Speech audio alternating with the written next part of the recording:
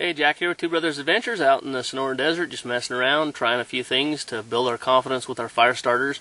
The more you use your stuff, the more confidence you're going to have in them, the better you'll know how to use them. You'll know how they react.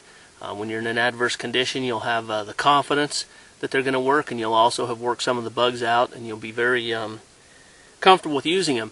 I've seen some videos lately where people have had a really hard time using their flint or whatever kind of striker they have because they haven't practiced with it. They don't know how to use it, or they haven't learned. Same with their fire starters. So there's some really good fire starters on the market, but I've seen recently some people have some really hard time with them because they don't know how to use them, or they don't use them correctly, or they haven't practiced with them, so that they're not confident with them. And if they can't use them like this, it's a 70-degree sunny day. If you can't get your fire starter to work during a day like this, you don't want to rely on it when you've just fallen into a semi-frozen river and you've got 5 minutes before hypothermia sets in or something and you die. That's not the time to find out that you can't use your fire starter or the fire starting kit that you've prepared for yourself. So anyways, I'm very confident in all these things, but we still come out here every time we come out and play with them, try different scenarios, try different things just to keep our confidence high and to work out different bugs and to see how they react under different conditions. So what I'm going to do today is I'm going to make a petroleum jelly saturated cotton ball. I'm going to dip it in the water and then try and light it. And then I have some WetFire. This is the WetFire that comes with a blast match. Can't remember who makes this, but it's WetFire fire starter. By Ultimate Survival Technologies. UltimateSurvival.com is their website. You can also buy this at places sometimes, but that's half of a cube. So we're going to see how this goes. First I'll make the petroleum jelly cotton ball there. So bear with me, you're going to have to watch me make one more of these.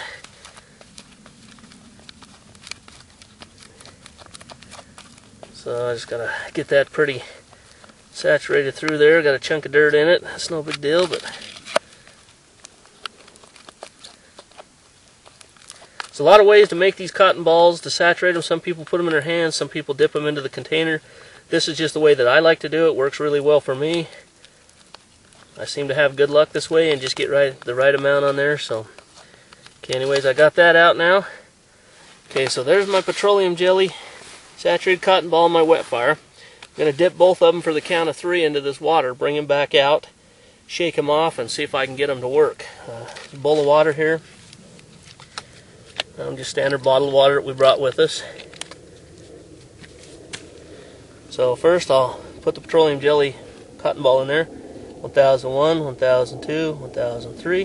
Bring that out. It's like a good little river dipping.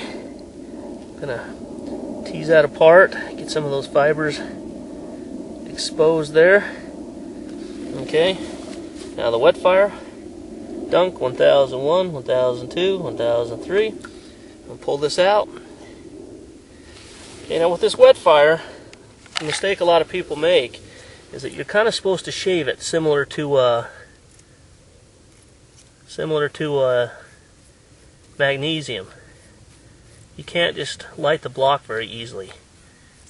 The block will start, but you got to kind of get and this is the only downside to this, is that if it's windy or something like that, it is a little hard to keep that from blowing around. But anyways, here we go. Let's try and get the cotton ball started first, see if it'll start after dunking. Well, there you go. I'm going to try and get this WetFire going. There you go. Both of them were dunked for a count of 3 in the water there, and both of them are burning. Now, the WetFire is really good stuff. It even burns in the water, so I'm going to try and see if I can put this in the water there, and we'll see if it stays burning. There you go. That's right on top of the water.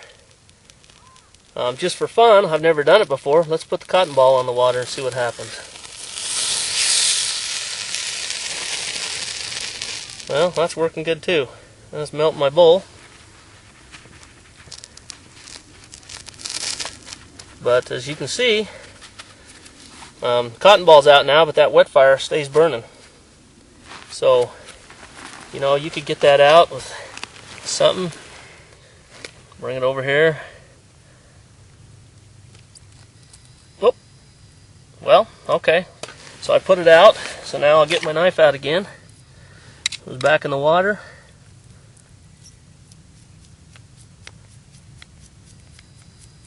Shave that up again.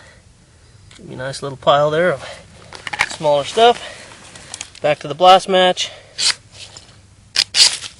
There you go, it's starting again. WetFire is a really good product. You just got to know how to use it. I've seen guys try and light the blocks by themselves. You know, doesn't seem to work that way very much for me. This is what the directions told me to do, and I've never had a problem getting it started. But as you see, even wind, you know, doesn't go out very good or very easily. Stays burning. That'll burn a long time.